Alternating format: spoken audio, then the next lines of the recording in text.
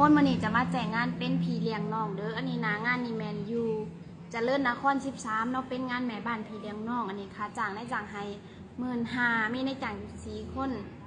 เฮ็ดหน้าที่เบิ่งน้อง2คนเนาะอายุ7 เดือนกับน้อง3 ปีดูแลทุกอย่างที่เกี่ยวกับน้องเป็นหลักเด้อถ้าผู้ใดที่สนใจงานพี่เลี้ยงน้องมาสมัครได้เลยเนาะและงานที่2เป็นพี่เลี้ยงน้องก็จะอยู่ที่บางพี่สมุทรปราการอันนี้ก็ค่าจ้างได้จ้างให้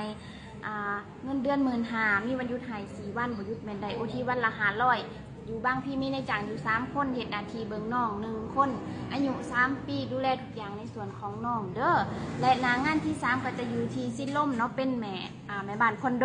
เงินเดือนในจ้างให้12,000มีวันหยุด4 วันบ่หยุดแม่นได้โอทีอันนี้คือเป็นแม่บ้านคอนโดเนาะขอคนที่ไปอยู่สิลมกับนายจ้างใดเด้อถ้าผู้ใดที่สนใจใน3 งานนี้เขามากรอกใบสมัครได้โดยตัวเจ้าของเลยเนาะอยู่จรัญ82เด้อ